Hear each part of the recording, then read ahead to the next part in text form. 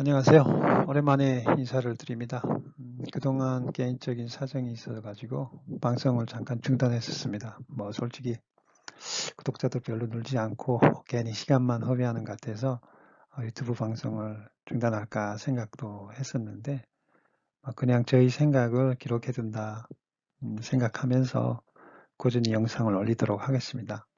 그래도 이렇게 영상을 구독해 주시는 분들이 있으니 감사할 따름입니다. 이번에 방송할 내용은 김일성 가짜 사망설에 관한 내용인데요. 이 방송을 보고 계실 많은 분들이 의심하시겠지만 김정은 사망설은 100% 이건 사기입니다. 우린 지금까지 북한 관련 가짜 뉴스들을 수없이 경험했습니다. 김정은이 할아버지인 고 김일성 주석과 아버지 김정일 국방위원장, 이 두 분은 미디어에서 10번 이상 죽었다가 환생했지만 결국 자연사로 생을 마감했죠. 그럼 이번 시간에는 김정은 사망설을 통해서 북한 뉴스가 왜 왜곡이 되는지, 그리고 어떻게 조작이 되는지, 그리고 우리가 북한 뉴스를 정확히 볼 수 있는 방법은 어떤 것이 있을지, 이런 부분에 대해서 이야기를 해보려고 합니다. 북한 뉴스가 어떻게 왜곡되는지 궁금하시는 분들은 저희 얘기를 끝까지 들어주시기 바랍니다. 저는 현재 영국에 살고 있고 북한이 고향이 탈북자 출신이다 보니까 북한 문제에 대해서 대학 강연이나 방송, 인터뷰를 자주 하고 있는데요.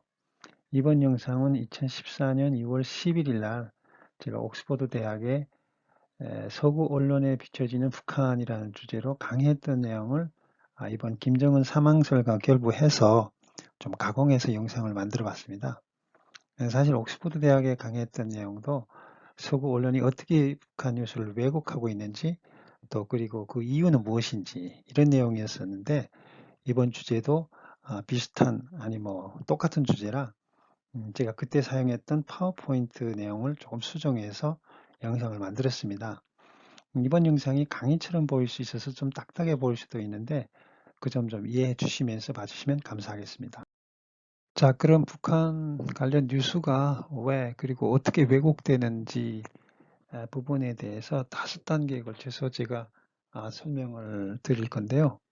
자, 우선 북한 관련 뉴스를 생산하는 주체들과 신뢰도, 두 번째는 북한 관련 뉴스가 왜곡되는 이유, 세 번째는 김정은 사망설이 가짜인 이유, 네 번째는 북한 관련 뉴스가 조작되고 왜곡되는 사례들, 다섯 번째는 우리가 어떻게 올바른 북한 뉴스를 소비할 수 있는지, 이렇게 5가지 단계를 걸쳐서 제가 방송을 할 예정입니다. 이 5가지는 하나하나의 독립된 주제이기도 하면서 서로 연관이 되어 있기 때문에 마지막까지 다 들어봐야 문맥을 이해하실 수 있을 겁니다. 자, 그럼 이 5가지 주제를 매일 하나의 주제씩 방송을 할 예정인데 오늘은 첫 번째 주제인 북한 관련 뉴스를 생산하는 주체와 그 신뢰도 관한 부분에 대해서 이제 이야기를 해드리겠습니다. 북한 관련 뉴스가 생산하는 주체는 누구고 어떤 과정을 통해서 생산되는지 이해를 하시게 되면 북한 뉴스들이 어떻게 왜곡되고 조작이 되는지 짐작해 보실 수도 있습니다. 특히 제일 마지막 순서인 탈북자들을 통한 북한 정보 수집과 그들의 증언 부분을 제가 그 제일 심려를 들여서 만든 부분인데요. 이 부분이 제일 중요하니까 잘 들어주시기 바랍니다. 자, 북한 관련 뉴스를 생산하는 요소들 중에서 가장 신뢰할 만한 주체는 국제기구와 각국 대북 관련 단체들이 발표한 통계입니다. 예를 들어서 유엔 식량농업기구 FAO죠. 2020년 1월에 발표한 북한 식량 부족 국가로 지정했다는 발표입니다. 북한은 44개 식량 부족 국가 중 하나이고 북한 주민 40%에 해당하는 1,010만 명이 식량 수급이 불안정하고 북한 정부가 수입하거나 국제사회의 인도적 지원으로 메꿔야 될 식량 부분이 약 158만 5천 톤에 이른다고 발표했습니다. 이렇게 위에 신뢰를 둔 국제기구의 발표는 북한 관련 뉴스들 중에서 가장 신뢰할 만한 뉴스 원천입니다. 자, 두 번째로 북한 관련 뉴스를 생산하는 주체로서 북한 관련 국가나 인접 국가의 정부의 발표입니다. 이번에 그 김정은 사망설이 제기되자 한국, 미국, 중국의 정부는 김정은 국방위원장의 건강에 이상이 없다는 사실을 확인 발표했습니다. 미국이나 중국, 한국 정부가 발표한 내용에 따르면 김정은 사망설은 가짜입니다. 북한 관련국 중에서 가장 자주 발표되고 신뢰할 만한 뉴스는 중국 정부의 북중 무역 통계 수치라든가 그다음에 한국통계청의 북한 통계 포털, 기타 통일부, 한국은행, 코트라의 통계 발표 자료입니다. 예를 들어서 2020년 올해 1월과 2월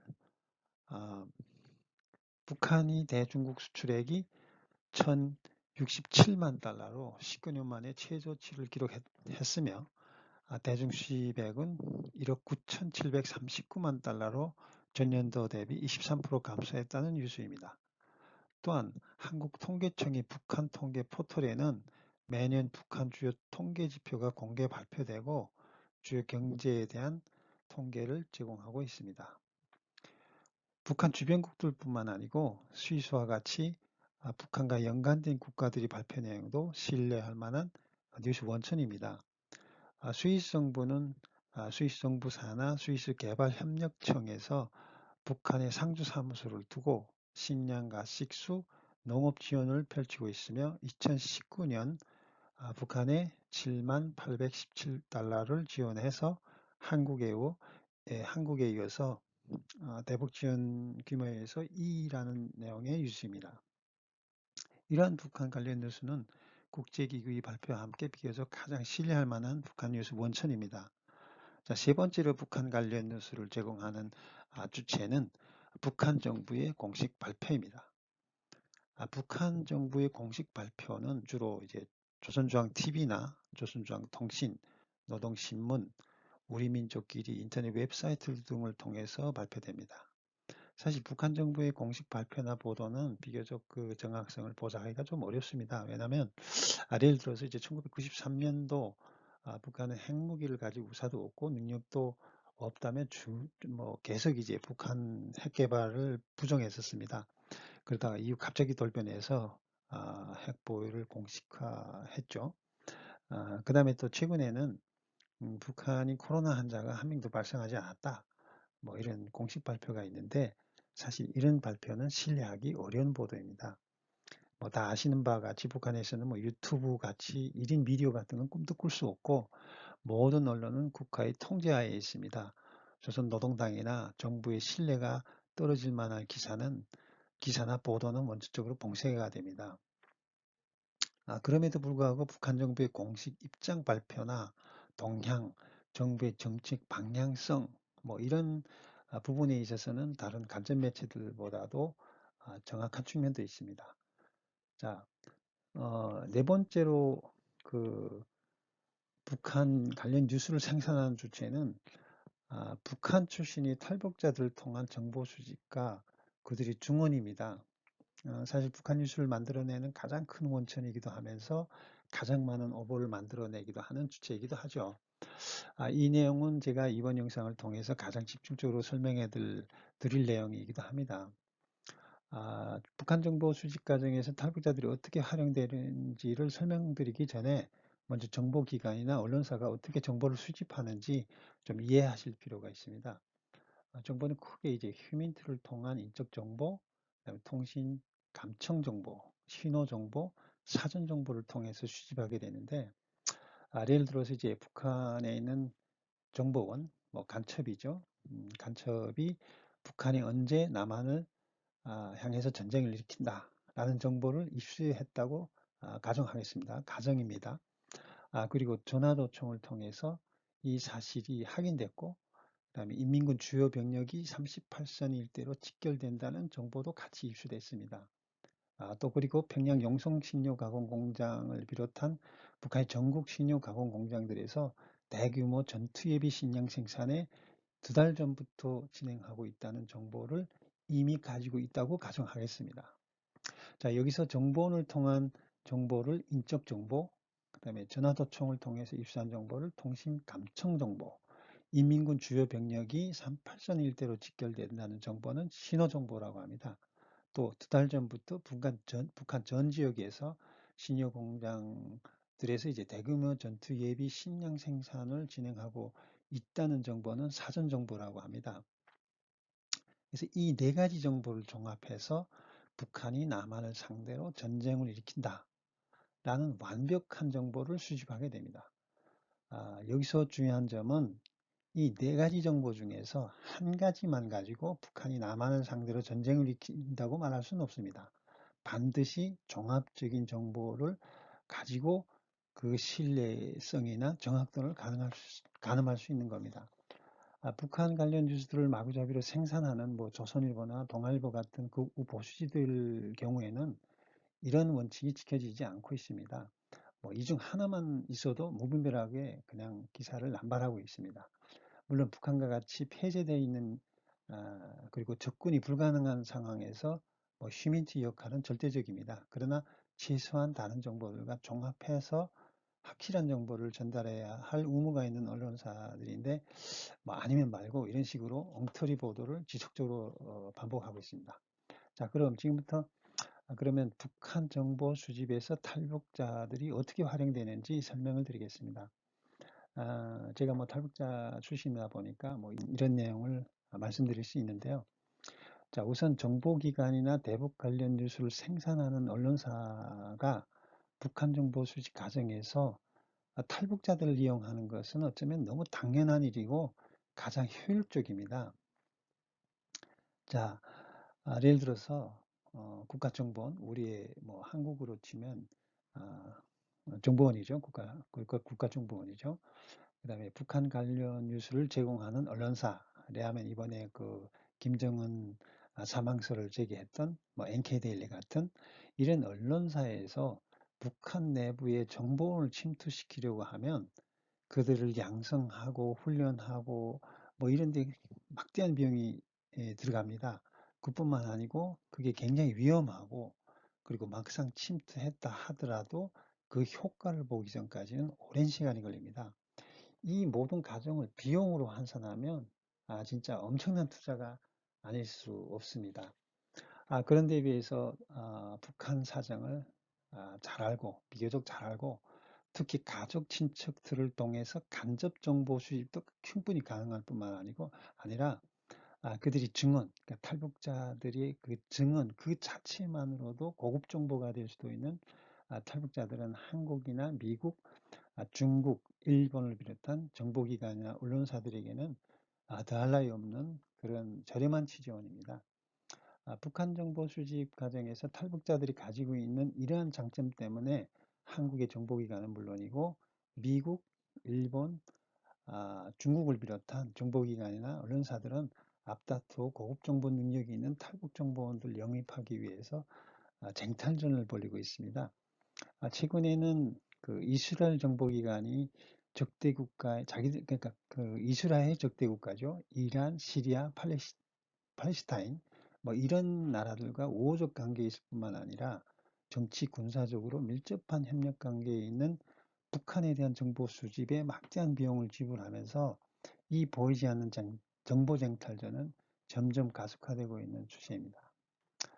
탈북자 사회는 이런 사업을 가리켜서 이제 정보장사라고 하는데요.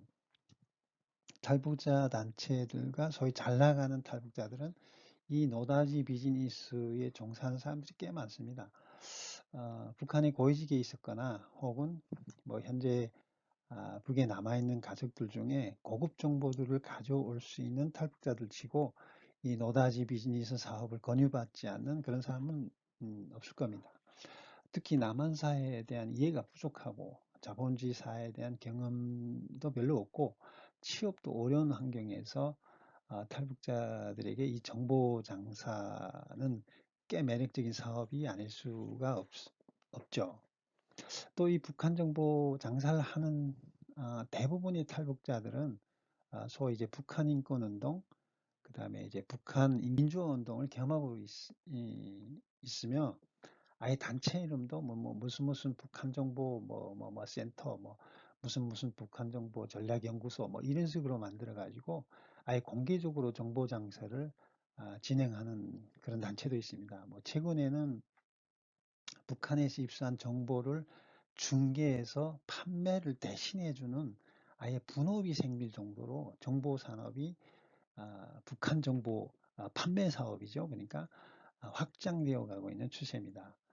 게다가 이런 활동을 하는 단체들의 한국 정부나 미국, 일본 정부와 정보기관들에서 거액의 지원이 이루어지면서 이 사업은 거대한 하나의 산업을 이루고 있습니다. 2018년과 2019년 뉴스타파가 몇몇 탈북자 단체가 적게는 몇 천만 원, 방송에 하면 3천만 원이죠. 3천만 원. 그 다음에 수년에 걸쳐서 어떤 단체는 2억 6천만 원 국가의 보조금을 빼돌렸다는 방송을 한 적이 있는데요. 사실 탈북자 단체들 입장에서 이 정도 보조금은 껌값도 안 되는 얘기입니다. 앞에 방송, 제 방송을 보신 분들은 아시겠지만 탈북자 단체들이 어떻게 유지가 되는지 설명을 드리면서 제가 미국 정부에서만 연간 640만 불 예상이 집행이 된다고 이야기를 제가 드린 적이 있죠. 하지만 사실 이건 공식적인 지원에 불과하고 미국, 일본, 중국, 이스라엘 이런 나라들 각국 정보기관과 거기다 또 언론사 NHK 이런 그 언론사들에서 정보 수집을 위해서 집계되지 않는 비용까지 합하면 북한 정보 매매 시장에서 그 거래되는 비용은 우리가 생각하는 그런 상상 이상의 자금들이 유통되고 있습니다. 대북 강경 정책을 취했던 이제 이명박 정부나 박근혜 정부에서도 이제 탈북자 단체들의 적극적인 지원을 해줬지만 미국에 비하면 10분의 1도 안 되고요.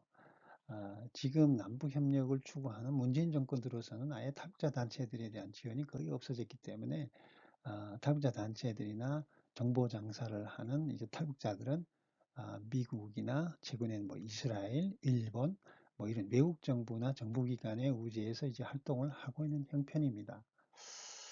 자, 지금까지 탈북자를 통한 이제 정보 수집이 어떻게 이루어지고 있는지를 제가 설명을 드렸습니다. 결론적으로 북한 관련 뉴스의 대부분은 탈북자들에 의해서 이제 만들어집니다. 다음 영상에서는 북한 관련 뉴스지 조작되고 왜곡되는 이유가 뭔지 한번 살펴보도록 해보겠습니다. 이번 영상은 여기서 마치도록 하겠습니다. 감사합니다.